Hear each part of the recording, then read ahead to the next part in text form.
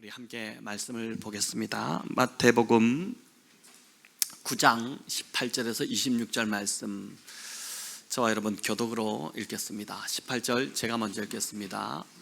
예수께서 이 말씀을 하실 때에 한 관리가 와서 절하며 이르되 내 딸이 방금 죽었사오나 오셔서 그 몸에 손을 얹어 주소서. 그러면 살아나겠나이다 하니 12해 동안이나 혈루증으로 앓는 여자가 예수의 뒤로 와서 그 겉옷가를 만지니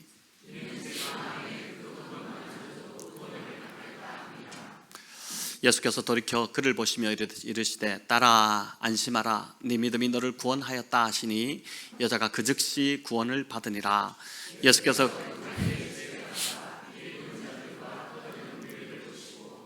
이르시되 물러가라, 이 소녀가 죽은 것이 아니라 잔다 하시니 그들이 비웃더라.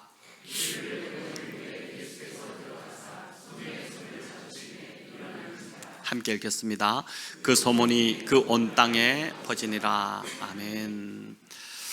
네, 두 주에 걸쳐 예수님의 그 치유와 축사 사역을 저희가 살펴보았습니다.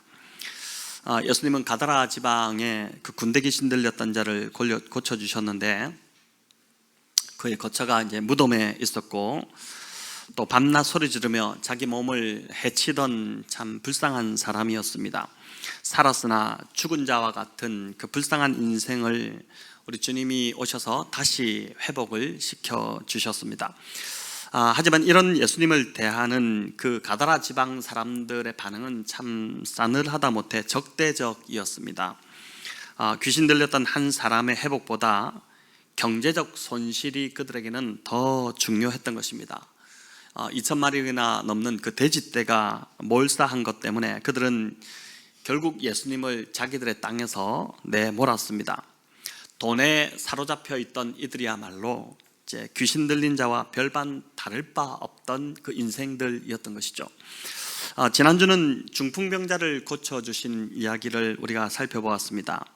스스로의 힘으로는 이제 절대 주님께 나아올 수 없는 자를 그 참 신실한 친구들이 그 중풍병자 친구를 들것에 실어서 예수님께로 나왔고, 사람들이 너무 많아 그 예수님이 말씀을 나누시는 그 집 안에 들어가지 못하게 되자 지붕으로 올라가서 그 지붕을 뜯어내서 예수님께 그 들것을 달아내려서 그 사람이 치유받도록 도와주었습니다. 이 중풍병자 친구들처럼 우리 주변에도 참 우리 중풍병자 같은 자들이 참 많이 있다고 지난주 말씀드렸고, 그들을 올 한 해 예수님께로 데리고 오는 가족일 수도 있고, 또 이제 뭐 친구나 아니면 지인이나 이웃일 수도 있고 직장 동료일 수도 있고 할 텐데, 스스로의 힘으로는 예수님께 나아갈 수 없는 자들, 그들을 예수님께로 데려오는 그 일에 올 한 해를 우리가 최선을 다하자, 이 말씀을 드렸습니다. 오늘 본문에서도 주님의 치유와 회복의 사역은 계속 지금 이어집니다. 본문에서 우리는 두 인물을 만나게 되는데, 12해를 혈루병을 앓고 있던 이 여인과 또 한 관리가 나오게 됩니다. 이 관리는 병행 본문인 마가복음 5장을 보면 야이로라는 회당장임을 알 수 있습니다. 회당장은 당시 이제 회당에서 예배를 드릴 때 성경을 봉독하거나 또 말씀을 강론하거나 또 회당의 그 재정까지 맡아서 관리했던, 회당 전체를 좀 섬기던 그러한 지도자였습니다. 일전에 제가 마가복음 5장을 통해서 이 본문을 함께 말씀으로 나누었는데, 오늘 마태복음을 통해서 다시 한번 이 본문을 좀 조명해 보고자 합니다. 앞에서 살펴본 가다라 지방의 이 귀신 들렸던 자와 또 중풍병자, 또 오늘 본문에 나오는 이 혈루병 걸린 여인과 회당장 야이로, 이들 모두의 공통점이 있습니다. 그들의 직업과 삶의 형태와 이 모든 것들은 다 다르지만 이 네 사람의 공통점이 있는데, 그것은 뭐냐면 모든 인간적 희망이 사라진 자들이라는 것입니다. 하지만 예수님을 만남으로 모두 고침받았고 문제가 해결되었고 삶의 희망을 다시 되찾았습니다. 슬픔으로 가득 차던 그들의 삶이 다시 기쁨이 회복되는 일들이 일어난 것입니다. 2000년이라는 시간의 간극이 있지만 이 본문은 오늘도 예수님을 만나기만 하면 저와 여러분 역시 삶의 희망이 생기고 삶이 회복될 수 있다는 것을, 그 소망을 우리에게 보여줍니다. 여전히 주님은 살아계시고 우리와 함께 하시며 우리를 사랑하시기 때문입니다. 18절은 예수님께서 이 말씀을 하실 때로 시작을 합니다. 예수님은 이 말씀을 어디서 하셨냐? 세리 마태의 집에서 잔치 자리에서 사람들과 이야기를 나누고 있던 중이었습니다. 잔치 자리에 참석해서 그 잔치를 즐기고 있던 중이었습니다. 우리 9장 10절을 한번 같이 읽어보겠습니다. 예수께서 마태의 집에서 앉아 음식을 잡수실 때에 많은 세리와 죄인들이 와서 예수와 그의 제자들과 함께 앉았더니, 여기 보니까 예수님께서 앉아서 음식을 잡수시고 계셨다 이렇게 하는데, 그러면서 이제 이런저런 이야기를 나눌 때 야이로가 주님께 나온 것입니다. 이 성경 나나주에도 나오지만은 유대인들의 식사는 옆으로 비스듬히 이제 기대어서 누운 채 아주 느긋한 분위기에서 식사 그 잔치가 진행되고 있었습니다. 마태가 세리였죠. 여러분, 당시 세리는 돈이 상당히 많은 사람이었습니다.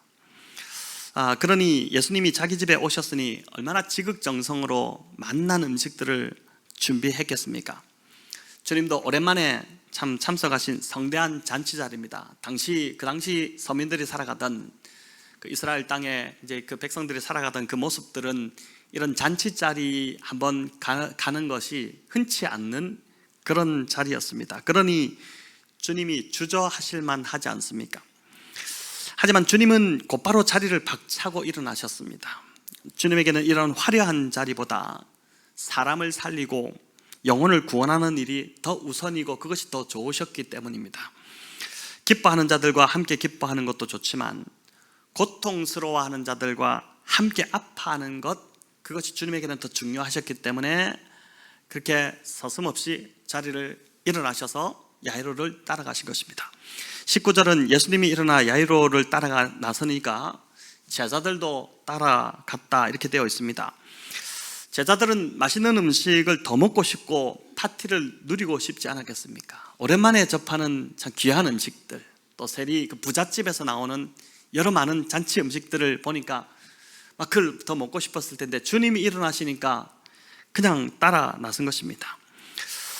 그래서 예수님을 따르는 우리 역시 결혼식이나 좋은 일이 있는 자리보다는 장례식이나 슬픔의 자리를 더 중요하게 여겨야 한다는 것입니다. 자, 그런데 주님이 이 야이로의 집을 향해 가던 길에 12해 동안이나 혈류병을 앓던 여인을 만남으로 시간이 지체되는 일이 벌어집니다. 본문 18절에는 야이로의 딸이 죽은 것으로 기록되어 있지만 이 마태복음은 죽었다라고 이제 되어 있는데 마가복음 5장이나 또 누가복음 8장에 보면 그의 딸이 죽은 것이 아니라 죽어가고 있었던 것으로 그렇게 나옵니다. 야이로의 딸이 죽지 않고 지금 죽어가고 있었던 것으로 본다면은 야이로에게는 한시가 급한 상황입니다. 아주 다급하지 않겠습니까? 20절은 이 여인이 12해 동안 혈루증을 앓았다 이렇게 하는데 마가복음 5장에 보면 이 여인에 대한 더 자세한 정보가 나옵니다. 마가복음 5장 25절 26절을 우리 같이 한번 읽어보겠습니다. 12해를 혈루증으로 앓아온 한 여자가 있어 많은 의사에게 많은 괴로움을 받았고 가진 것도 다 허비하였으되 아무 효험이 없고 도리어 더 중하였던 차에, 자, 이렇게 나오죠. 병을 고치기 위해 여기 보니까 많은 의사를 찾았다라고 되어 있습니다. 이런저런 치료를 시도해보지 않았겠습니까? 우리도 한 병원 가보고 좀 시원찮으면 또 다른 병원 가보고 또 누가 좋다 하면 여기도 가보고 그렇게 하면서 이제 어떻게 되죠? 돈이 자꾸 들어가죠. 그러니까 이 여인도 이런저런 의사 찾아다니면서 돈만 다 지금 날린 것입니다. 온갖 노력에도 참 그의 병세가 호전되지 않고 더 위중해졌다라고 하죠. 그러던 차에 그녀가 예수님에 대한 소문을 듣고 예수님을 찾아온 것입니다. 하지만 그녀는 회당장 야이로처럼 주님 앞에 당당히 나아가지 못했습니다.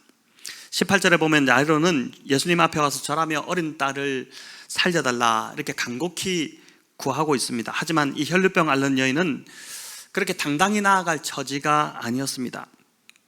그녀가 앓던 이 병 때문입니다. 그녀가 앓던 이 혈류병은 율법으로 볼 때 상당히 부정한 병이었습니다.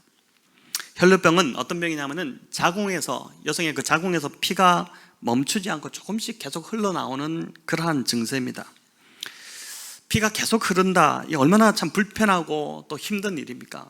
이것도 참 문제지만 레위기 15장에 보면 이런 질병은 부정하게 여겨서 사회적으로 격리해 살도록 했습니다. 그러니 이 여인은 회당에도 들어갈 수 없었고, 오늘처럼 우리 이제 예배 자리로 나오고 싶어도 나올 수도 없었고, 또 성전에 있는 여인의 뜰에도 출입할 수 없었습니다. 그 은혜의 자리에 나가고 싶은데 격리되어야 되니 율법적으로 나갈 수 없다고 하니 갈 수도 없었던 것입니다. 신앙적으로도 사회적으로도 완전히 고립이 된 것입니다.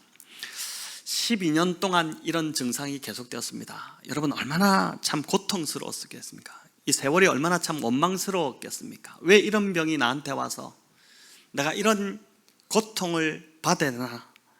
참 그런 마음이 들었겠죠. 종교적으로 부정하게 여겨져서 사람들과 접촉할 수 없었기 때문에 사람들과의 관계도 하나 둘씩 끊어지기 시작했을 것입니다. 어쩌면 집에서도 쫓겨나고 이혼당하기도 했겠죠. 우리가 복음서를 살펴보지만은 지금 마태복음을 우리가 큐티로 묵상하고 있지 않습니까? 예수님께 나와서 여인에게 이혼 증서를 주는 그걸 가지고 또 실랑이를 벌이기도 했는데, 당시 남자들이 여자를 이렇게 쉽게 버리는 그런 분위기가 예수님 당시 조성이 되어 있었다는 것이지 않습니까? 자, 그러니까 이런 상황이면 당연히 이 여인이 이혼당하지 않았겠습니까? 병에 걸려 아픈 것도 너무 버겁고 힘이 드는데 종교에서도 사회에서도 또 가정에서도 쫓겨났으니까 얼마나 가련한 여인입니까? 자, 그런 그녀가 지금 예수님이 오셨다는 이야기를 듣고 예수님의 그 옷자락을 만지기 위해서 필사적으로 무리를 뚫고 나아간 것입니다. 어찌 보면 그 자리에서 막 쫓겨날 수, 자신의 정체가 드러나기라도 한다면 쫓겨나기도 하지 않겠습니까? 근데 그녀의 손이 예수님의 옷자락을 만졌을 때 그 순간 즉시 피가 멎었고 그녀가 병이 나았다는 것을 즉각 깨달았습니다. 여러분, 그 순간 얼마나 기뻤을까요? 이 여인이 얼마나 그 순간 참 기뻐했겠습니까? 그런데 이는 동시에 예수님도 느끼시는 상황이었습니다. 이 마태복음에는 이 내용이 나오지 않지만 마가복음 5장에 보면 주님이 가던 길을 돌이켜서 누가 내 옷에 손을 대었느냐 이렇게 물으시는 장면이 나옵니다. 자, 이 상황에서도 제자들은 참 지극히 인간적인 반응을 합니다. 무리들이 지금 에워싸서 서로 이렇게 막 미는 것을 보면서도 누가 내 옷에 손을 대었느냐, 무슨 말씀을 하십니까? 이렇게 이제 이야기한 것이죠. 영적으로 대단히 민감하신 주님과 여전히 영적으로 둔감한 이 제자들이 대비가 되고 있습니다. 성도 여러분, 영적으로 민감하신 분이신가요? 아니면은 지금 무슨 일이 일어나는지도 모르고 그냥 좋은 게 좋다고 하고 영적으로 둔감하게 그렇게 살아가고 계시지는 않으십니까? 수많은 사람들이 예수님을 에워싸고 예수님을 밀며 접촉했지만 오직 이 여인의 접촉만이 예수님의 능력을 끌어냈습니다. 예수님은 호기심에 자신을 미는 군중들과 자신을 간절히 만지려는 이 여인의 손길을 분명히 구분하신 것입니다. 군중들 속에 에워싸워 있으셨지만 많은 사람들이 예수님을 막 가는 길이었기 때문에 밀고 했겠지만 그걸 분명히 구분하셨기 때문에 이 여인에게 능력을 베푸신 것입니다. 주님의 능력이 이 여인에게 흘러간 것입니다. 주님의 이런 모습이 참 놀라운데 여러분, 오늘날도 마찬가지입니다. 다 같이 우리가 예배의 자리로 나오고 오늘 다 이제 예배의 자리로 나오셨는데 기도하러 나오지만은 주님을 단지 밀기 위해 오는 자와 주님을 간절히 만지려고 그 간절한 마음을 가지고 나오는 자를 주님은 분명히 구별하신다는 것입니다. 여러분, 지금 저를 보고 계신데 저는 구별이 잘 안 갑니다. 다들 참 열심히 예배 드리러 나오신 것 같아요. 다들 은혜 받으러 나오신 것 같습니다. 하지만 다 그런 건 아니라는 거죠. 주님이 그걸 구별하신다는 것입니다. 그리고 간절히 주님을 만지기 위해 나오는 자에게 주님은 오늘도 동일하게 능력을 베푸시고 소망을 주는 분이심을 믿으시기를 바랍니다. 영국의 유명한 설교자 캠 멜모간은 이 부분을 참 멋지게 표현했는데 예수님의 민감함이라고 표현했습니다. 저는 참 이 표현을 너무 좋아하는데, 여러분, 이 민감함이라는 것은 예수님이 예민하시다는 것이 아닙니다. 예민한 성격을 가졌다는 것이 아니라 우리의 필요에 대해, 우리의 행동 하나하나에 대해 주님은 늘 민감하게 깨어 계신 분이라는 것입니다. 그래서 우리가 찬양에도 그렇게 고백하지 않습니까? 나의 작은 신음에도 응답하신다고. 작은 신음, 여러분 밤에 자다가 염려되는 일로 잠이 깨었을 때 주님 어떡합니까? 라는 그 신음 하나에도 우리 주님은 반응하시는 분이라는 것이죠. 그래서 우리가 주님 앞에 나아가기만 하면 주님은 즉각적으로 또 온전히 그리고 후히 응답해 주시는 분이라는 것입니다. 이를 예수님의 민감함이라고 표현을 했는데, 예수님이 어떤 분이신지를 참 잘 드러내는 표현인 것이죠. 또 여기 27절에 보면 손을 대었다는 것도 원어를 살펴보면 살짝 그냥 대고 살짝 스쳤다는 것이 아니라 필사적으로 붙잡았다는 의미입니다. 이 단어 하나만 보더라도 이 여인의 간절함이 여러분 묻어나지 않습니까? 그녀의 간절함이, 주님을 향한 그 믿음이 바로 이 믿음의 치유를 이끌어낸 것이죠. 오늘날 저와 여러분에게도 필요한 것은 바로 이 간절함일 것입니다. 우리가 참 많이 이 간절함이 사라지는 것 같아요. 어떤 기대감도 없고, 예배 또 기도에 나오지만 정말 이런 기대감을 가지고 얼마나 우리가 나오고 있느냐를 좀 우리 자신을 좀 돌아보면 좋겠습니다. 잠언 8장 17절은 이렇게 말씀합니다. 나를 사랑하는 자들, 우리 같이 읽어볼까요? 나를 사랑하는 자들이 나의 사랑을 입으며 나를 간절히 찾는 자가 나를 만날 것이니라. 아멘. 뭐라고 합니까? 나를 간절히 찾는 자 반드시 나를 만날 것이다. 여러분, 이 약속 붙드시고 어떤 상황에 대해서 좀 간절함이 회복되면 좋겠습니다. 우리의 신앙이 시간이 지날수록 퇴색되는 것이 아니라 날로 더 뜨거워지고 더 새로워지기를 우리 주님의 이름으로 축원합니다. 마가복음 5장을 볼 때 한시가 급한 상황이었음에도 주님은 가던 길을 멈추시고 무리를 둘러보시며 내 옷에 손을 댄 자가 누구냐라고 물으시며 기다리셨습니다. 자수할 때까지 기다리신 것입니다. 이 여인이 얼마나 두려웠겠습니까? 하지만 주님은 이 여인에게 평안을 선포하십니다. 22절 우리 같이 읽겠습니다. 예수께서 돌이켜 그를 보시며 이르시되 딸아 안심하라 내 믿음이 너를 구원하였다 하시니 여자가 그 즉시 구원을 받으니라. 아멘. 자, 여기 보시면 예수님께서 가시는 길에서 돌이켜서 그녀를 보셨다 이렇게 합니다. 여러분, 예수님이 돌이켜서 우리를 보시면은 해결됩니다. 우리의 문제도 다 해결되고 상황도 풀리고 그렇게 될 겁니다. 그러니까 이제 주님을 부르짖는 것, 주님 나를 좀 봐주십시오. 그게 바로 기도지 않습니까? 그게 기도의 자리에 나와서 부르짖는 것인데, 그렇게 이제 주님이 하셨는데, 그러면서 주님이 이 여인을 부르시는데 호칭이 뭐라고 합니까? 딸아라고 하죠. 딸아. 주님의 따뜻함이 묻어납니다. 여러분, 중풍병자를 앞본문에서 우리가 지난주에도 살펴봤지만 중풍병자를 고치실 때도 주님이 그 중풍병자를 부르시면서 뭐라고 합니까? 병자야 이렇게 부르지 않으셨죠? 작은 자야 이렇게 부르지 않습니까? 작은 자야. 그때 이제 작은 자야라는 것도 애칭이었는데 이 딸아라는 것도 애칭입니다. 아주 가까운 친근한 사이에 사용하는 호칭입니다. 그리고 또 중풍병자에게도 안심하라고 했는데 오늘 여기도 보니까 또 딸아 안심하라 이렇게 말씀하시죠. 안심하라 이렇게 말씀합니다. 두려워 떨던 여인이 자신의 정체가 드러났으니까, 발각되었으니까 얼마나 좀 무서웠겠습니까? 그런데 주님이 딱 그 주님 앞에 드러냈을 때 딸아 안심하라 이 말씀을 해주신 것이죠.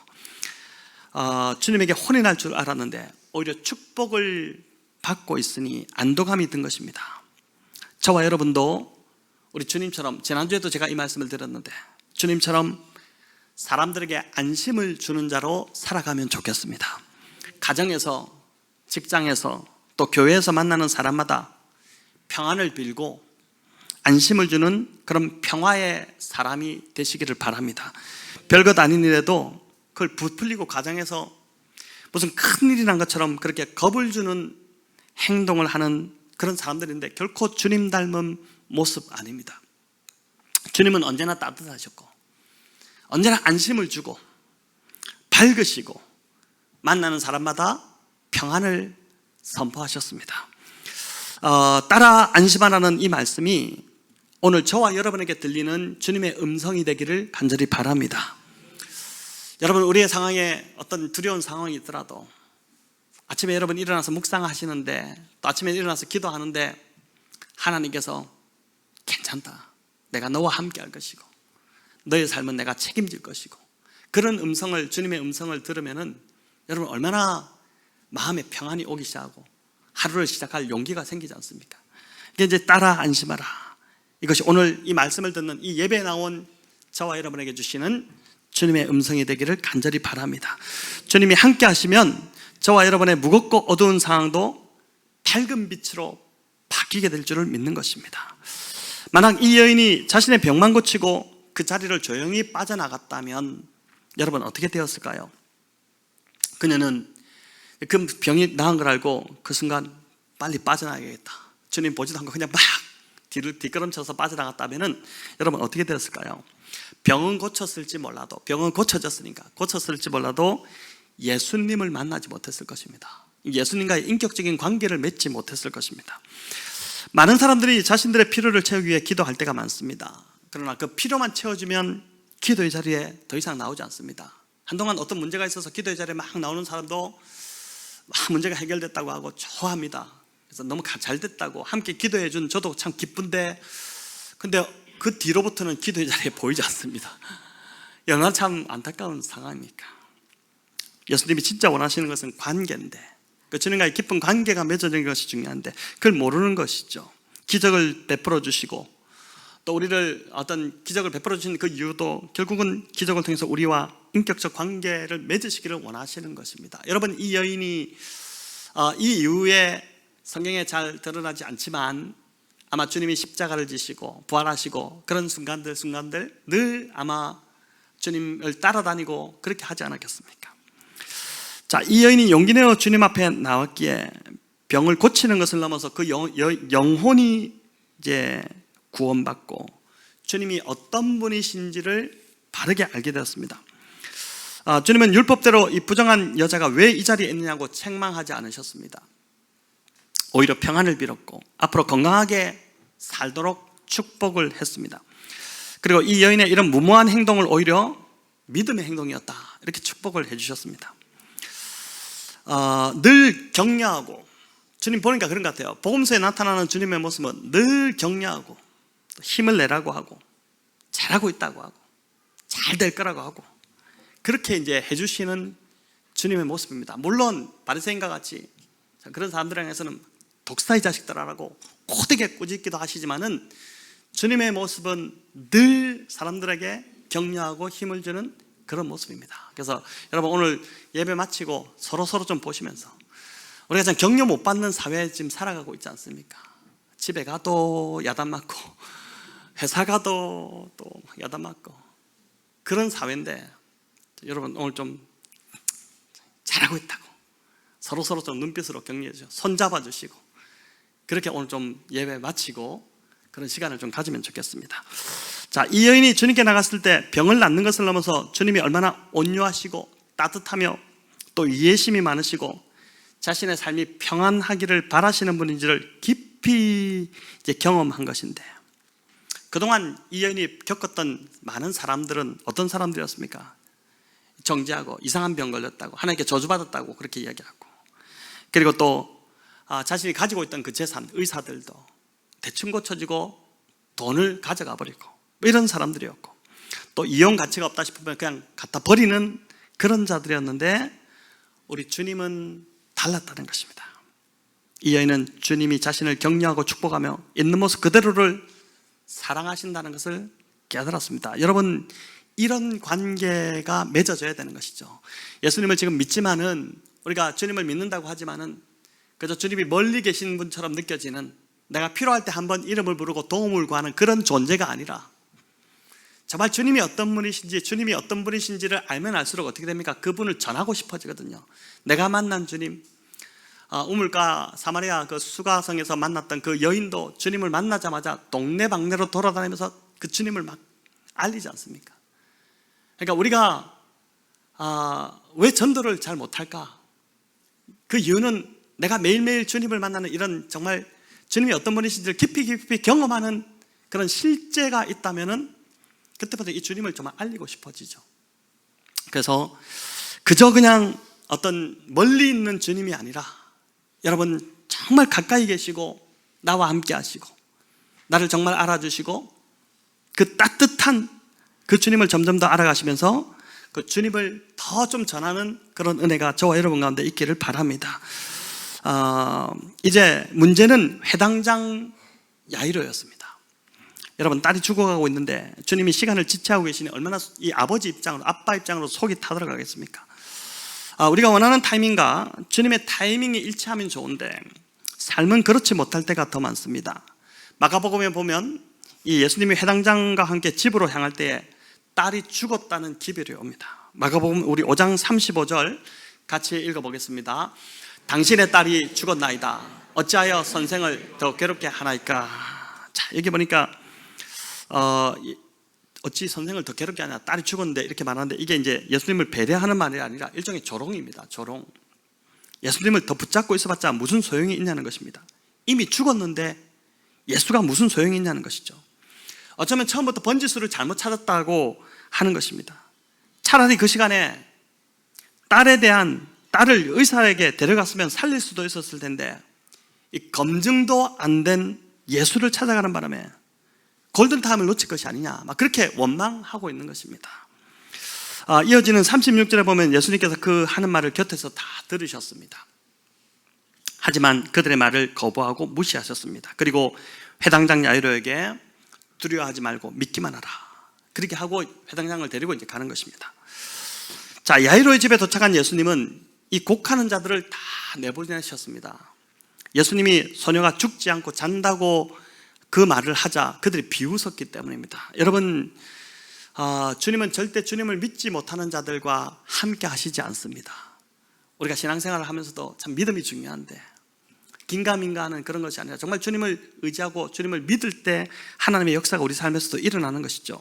자, 조용해진 방에서 비웃던 자들이 다 나가고 조용해진 방에서 소녀의 손을 잡으시자 소녀가 일어났습니다. 여러분, 복음서에서는 예수님이 죽은 사람을 살리신 세 경우가 이제 나오는데 오늘 본문은 그 중에서 첫 번째 이제 경우입니다. 첫 번째 사건인데 야이로의 딸 외에도 누가복음 7장에 보면은 과부의 아들을 우리 주님이 살려주신 그 내용이 나오고 또 요한복음 11장에는 나사로를 살리시는 이야기가 나옵니다. 자, 그런데 성경은 예수님이 죽은 자 중에 부활하신 첫 열매라고 합니다. 여러분, 예수님보다 먼저 죽었다가 살아난 자들이 있지 않습니까? 근데 왜 그들 3명이나 있는데 그들이 아니라 예수님을 부활의 첫 열매다 이렇게 말씀하실까요? 이 세 사람 모두 살았지만 다시 죽었기 때문입니다. 또 죽었죠. 부활하신 후 여전히 지금도 살아계신 분은 오직 우리 주님밖에 없으십니다.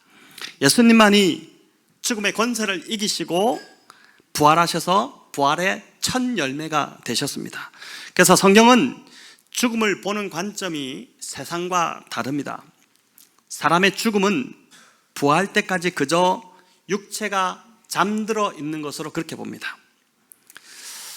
죽음으로 존재 자체가 사라지고 소멸되는 것이 아닙니다. 여러분, 세상은 그렇게 하죠. 영결이라고 하지 않습니까? 영결식을 한다고 하지 않습니까? 영원히 이별한다는 것입니다. 한번 죽으면 이제는 끝이다, 더 이상 보지 못한다, 그렇게 합니다. 얼마나 슬픈 일입니까? 하지만 성경은 사람의 죽음에 대해 먼저 잠든 것뿐이다, 잠시 이제 자고 나서 일어날 것이다, 자고 나면 주님 다시 오실 때에 반드시 깨어날 것이다, 그 믿음을 우리에게 줍니다. 마가복음 5장에 이 야이로의 딸을 살리시는 장면을 보더라도 마치 자고 있는 그 아이를 흔들어 깨우는 그런 분위기입니다. 마가복음 5장 우리 41절 같이 읽어볼까요? 그 아이의 손을 잡고 이르시되 달리다굼 하시니 번역하면 곧 내가 내게 말하노니 소녀야 일어나라 하심이라. 아멘. 여기 달리다굼은 무슨 수리수리 마수리 같은 그런 비장한 주문이 아닙니다. 여러분, 이 아람어인데 당시 유대인들이 아람어를 썼지 않습니까? 흔히 쓰던 그 표현으로 소녀야 일어나라, 이런 뜻입니다. 그러니까 당시 일반 가정에서 자녀들을 깨울 때 그 쓰던 일상적인 표현이었습니다. 여러분, 자녀들을 어떻게 깨웁니까? 안 일어나면 특히 우리 남자아이들 말 안 들으면 가서 좀 주먹으로 쥐어받기도 하고 이렇게 해서 깨우기도 하겠지만은 대부분 그냥 얼굴을 이렇게 볼을 만지든지 엉덩이를 두들기든지 일어나라 이렇게 해서 깨우지 않습니까? 야, 그만 자, 그만 자, 학교 가야지, 이렇게 깨우죠. 이게 이제 그 소녀야 일어나라, 달리다굼이라는 표현 자체가 무슨 거창한 표현이 아니라, 달리다굼 이렇게 주님이 막 거창하게 하신 것이 아니라 가서 그냥 달리다굼 일어나라, 얘야 이제 일어나야지, 이렇게 하신 것입니다. 주님은 비장하지도 않으셨고 큰 소리를 지르지도 않았고 또 무슨 마법의 주문을 외우는 것처럼 미신적이지도 또 요란하지도 않으셨습니다. 요즘 기적을 행하고 병을 고치는, 또 귀신을 내쫓는다고 하는 사람들 치고 보니까 안 요란한 사람이 없는 것 같습니다. 어떤 자들은 사람들의 혼을 다 빼놓기도 합니다. 여러분, 가짜가 요란한 법입니다. 현혹되지 마시기 바랍니다. 가짜들이 요란한 법입니다. 주님은 그냥 아이의 손을 잡으며 부드럽게 또 다정한 그 사랑의 말 한마디를 속삭였습니다. 그게 전부입니다. 얘야 이제 일어나자, 이렇게 속삭인 것입니다. 그리고 깨어난 아이에게 뭐라고 합니까? 마가복음에 보니까 먹을 것을 주라고 합니다. 평소 아침 먹이듯이 아이 일어났으니까 얘 좀 먹을 것 주라고. 이게 너무 자연스러운 상황 아닙니까? 지금 조금 전까지만 해도 여기는 완전히 그냥 초상집이었는데 곡하는 소리가 넘쳐나고 있고 아주 어두운 상황이었는데 그 방 안은 아무 일도 없었다는 듯이 주님이 지금 아이를 흔들어 깨우고 있는 상황입니다. 야이로는 주님이 더디 움직이시는 것을 보고 무척 답답해하고 불안해했겠지만 야이로가 생각하는 시간이 아닌 주님의 생각하신 그 시간이 정확한 때였습니다. 이처럼 하나님의 때를 기다리지 못하고 내가 하려고 하다 보면 과정도 굉장히 어색하고 요란하고 결과도 참 많이 그르치는 것을 보게 됩니다. 하지만 하나님의 때에 하나님이 하시도록 우리가 내어드리고 기다리면, 하나님이 하시면 너무 자연스럽고 너무 쉽고 너무 그 일이 그냥 아무렇지도 않게 이루어집니다. 그 결과도 기적 같은 놀라운 일을 보게 됩니다. 그래서 하나님의 타이밍이 참 중요합니다. 나의 타이밍이 아니라 하나님의 타이밍을 기다리는 것이 중요합니다. 저는 지금 저희 교회 공간 문제도 참 이렇게 하나님의 타이밍에 하나님이 지금 행하시는 것을 보고 있으니까 참 너무너무 감사하고 이것이 너무 수월하게 지금 또 진행되고 있는 것 같아서 참 감사하다는 생각을 듭니다. 요한복음 11장에도 죽은 나사로를 살리시는 기적이 나오는데 이때도 주님은 나사로가 병들었다는 그 소식을 들었지만은 의도적으로 이틀을 더 머무셨습니다. 의도적으로 가지 않으셨어요. 나사로를 사랑하지 않으셔서가 아니라 주님은 당장이라도 가고 싶었겠죠. 그러나 죽은 나사로가 죽고 그 죽은 나사로를 살려야지만이 하나님께 영광이 되기 때문에 기다리신 것입니다. 의도적으로 지체하신 것이죠. 예수님께 나를 위한 좋은 계획이 반드시 있고 그 계획이 나에게 선하다는 것을 안다면 우리는 예수님을 재촉하지 않고 인내하며 기다릴 수 있게 될 것입니다. 하지만 예수님을 신뢰하지 못하고 그분의 계획을 믿지 못하면 기다리지 못하고 불안해하고 걱정할 수밖에 없습니다. 오늘 혹시 이 자리에 그런 어떤 지금 언제까지 내가 기다려야 되나, 기도해도 응답이 없다, 이런 분들은 내 힘으로 내 어떤 방법으로 하려고 하지 마시고 조금 더 기도하고 기다리고 더 인내하고 기도하시면 좋겠습니다. 섣불리 내 힘으로 어떻게 해보려다가 늘 보면은 실수하고 낭패를 보지 않습니까?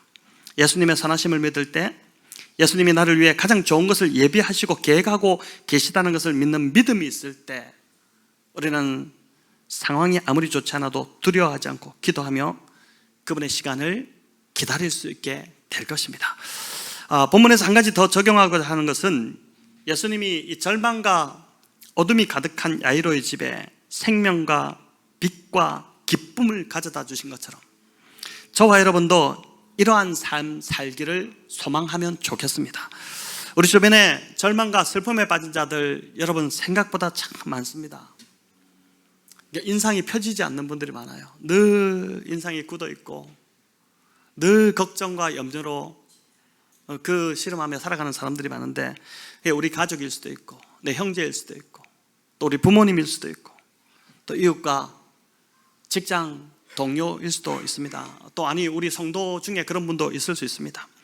주님이 이 소녀의 손을 잡으셨던 것처럼 이번 한 주 여러분 그들의 다가가셔서 그들의 손을 좀 이렇게 잡아주고 일으켜 세워주시고 또 많이 격려해 주시고, 그렇게 함으로 정말 그들을 세우는 이 사역을 감당하는 저와 여러분 또 우리 교회가 되면 좋겠습니다. 우리가 잘 아는 성 프란치스코의 기도문을 함께 읽으면서 말씀을 마치고자 합니다. 우리 한번 읽어볼까요? 주여 나를 당신의 도구로 써주소서. 미움이 있는 곳에 사랑을, 다툼이 있는 곳에 용서를, 분열이 있는 곳에 일치를, 그릇됨이 있는 곳에 참됨을, 의심이 있는 곳에 믿음을, 절망이 있는 곳에 희망을, 어둠의 빛으로 슬픔이 있는 곳에 기쁨을 가져오는 자 되게 하소서. 위로받기보다는 위로하며 이해받기보다는 이해하며 사랑받기보다는 사랑하게 하여 주소서. 우리는 줌으로써 받고 나를 잊음으로써 나를 찾으며 용서함으로써 용서받고 죽음으로써 영생을 얻기 때문입니다. 아멘. 세상 사람들의 가치와 너무 다른 기도문입니다.